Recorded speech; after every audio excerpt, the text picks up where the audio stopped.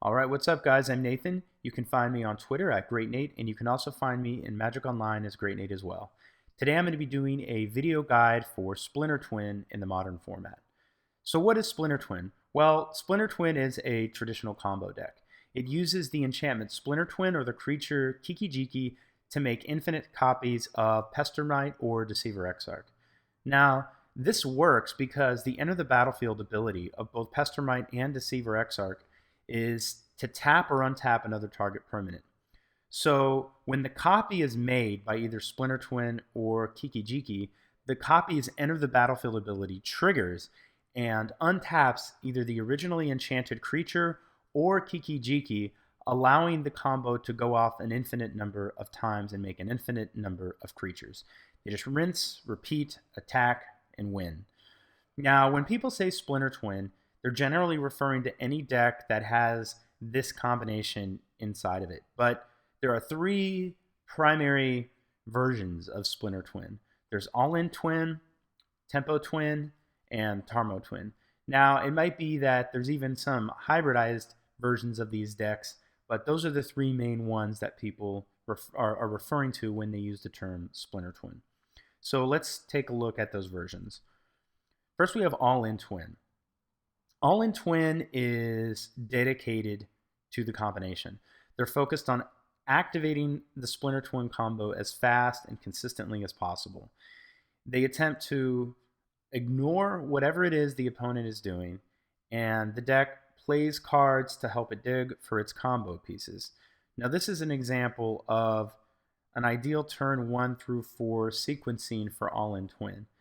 On turn 1, they're going to play Sleight of Hand or Serum Visions. On 2, they're probably going to play another dig card, Sleight of Hand or Serum Visions. Now on their turn 3, they're probably just going to pass the turn. Now, in an ideal environment, ideal situation, you do whatever it is you do, and when you pass the turn back to a Splinter Twin deck, at the end of your turn, they're going to tap their mana and play either Deceiver Exarch or Pestermite. Now in an ideal situation, they're going to then untap, begin their turn 4, and enchant one of those creatures with the Splinter Twin enchantment and do their combination, and there you go. So they're really dedicated to just doing that. They don't run a lot of disruption. They don't run any removal spells. They just want to combo off as quickly and consistently as possible. They do run some, and these are the key cards that the deck operates with. Obviously, we have the combo pieces, but they're also going to run Swan Song and some number of remands. The main reason for Swan Song is to combat Path to Exile or Lightning Bolt or really any removal spell that they can counter. That way they don't lose their Exarch or their Pestermite before they aim to enchant it with Splinter Twin. Remand is there for the same reasons, but also if you're just doing something absolutely ridiculous and they really do need to stop you, they have some kind of option. And also, Remand, of course, helps them dig to more combo pieces, and it's a good tempo play for this deck. So that's really what All-In Twin is doing, just activating that combo. Now, some things to keep in mind if you're facing All-In Twin is their sideboard. Obviously, this isn't 15 cards, but these are some disruptive spells that a lot of All-In Twin decks run. There's Ancient Grudge for artifacts. They usually run some type of sweeper effect. It's not always Fire Spout. Sometimes it could be Ancient Grudge. Most of them are going to run Blood Moon, which if you have a pretty demanding mana base, you're really going to want to be aware that that Blood Moon is, a card that you can expect to see. May run a card like Echoing Truth if you're playing a lot of similar copies. If you're playing a bunch of Wild Nacatls, they may run that. And then they're going to probably bring in some more control magic against more controlling decks. You'll probably bring in some number of Spell Pierces and Negates. So that's kind of a quick overview of what All-In Twin is in the modern format. So let's look at the next version, Tempo Twin. Now, Tempo Twin is a little bit different. It it does want to be disruptive. Tempo Twin, it attempts to disrupt its opponent's game plan with cards like Lightning Bolt or Remand. Now, it also wants to incrementally attack your life total. So it'll play these cards, and then it may resolve an Exarch, or you may see it resolve a Pestermite. And they may have the combo, but they may not have the combo. But they're trying to be disruptive with the controlling type cards that they have, and then they want to incrementally attack your life total with something like Pestermite. And they want to force you to make awkward decisions or try to use your mana in an awkward way to get rid of that creature, because they're always going to be trying to threaten you with the Splinter Twin combination. They may not have it, but normally when you're fighting against Tempo Twin, it's not a risk you can take, because if they have a Deceiver Exarch or a Pestermite, all they have to do is play Splinter Twin or Kiki Jiki, and they can go off at any time. So it's a more difficult deck to play around against All-in Twin. You either stop them and they have it, or you can't stop them and they have it, and that's basically it. It's really straightforward. Tempo Twin's more difficult to play against. This is kind of what maybe their ideal turn 1 through 4 play looks like. You'll play a thing, they're going to bolt it. You'll try to play a thing, they're going to remand it, and then they're going to Deceiver Exarch or Pestermite, and then they're going to Splinter Twin. Or maybe they won't.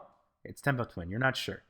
So that's kind of what their game plan is. Some of their key cards are obviously Lightning Bolt's very strong in the Modern format. They also run Snapcaster Mage, which just allows them to get more value out of their instant spells.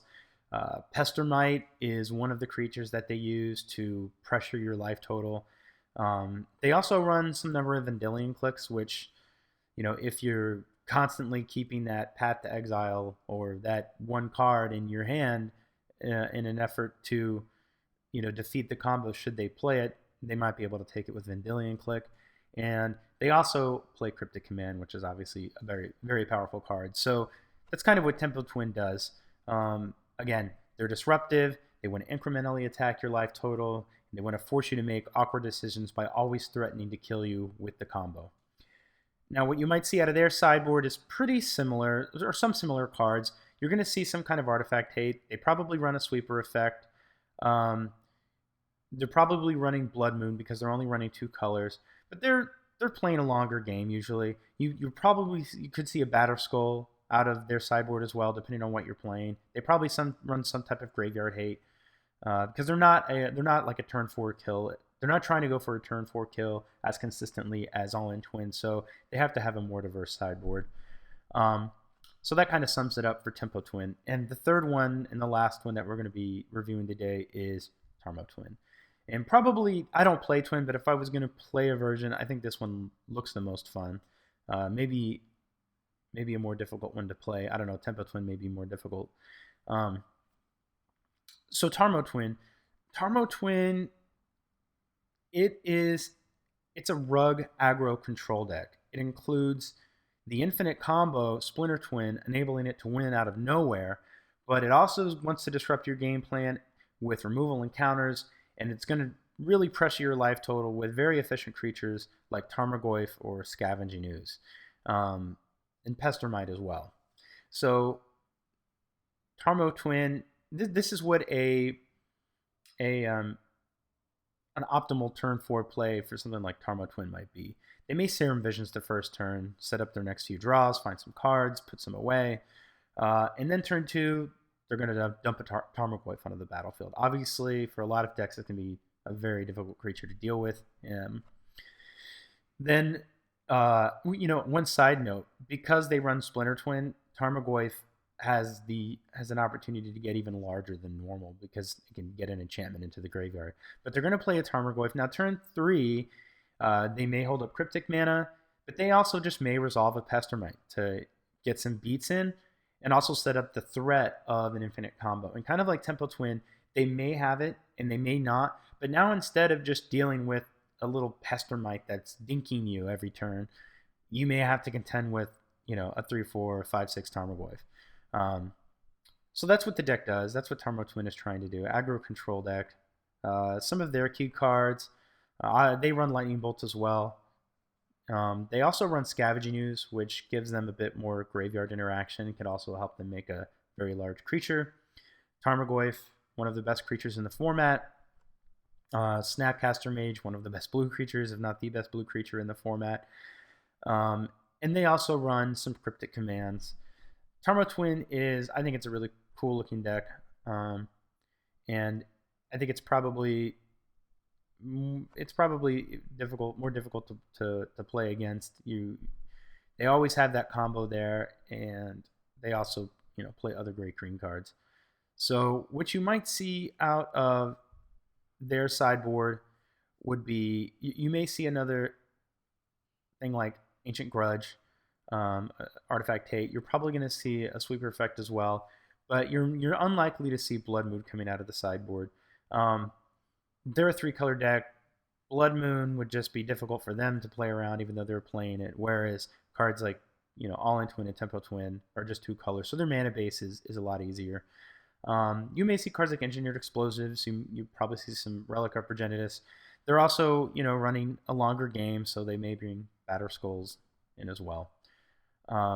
Again, I'd highly recommend if you want to dig a little deeper into their sideboard possibilities, go to mtggoldfish.com and look at the Splinter Twin lists, and you can get a better idea about what they're doing in the sideboard. So that's basically it. If you didn't already know what Splinter Twin was, I hope you have a better idea, and you have a better idea of how to play around it. I hope this video was helpful. Thanks again for watching, and we'll see you soon.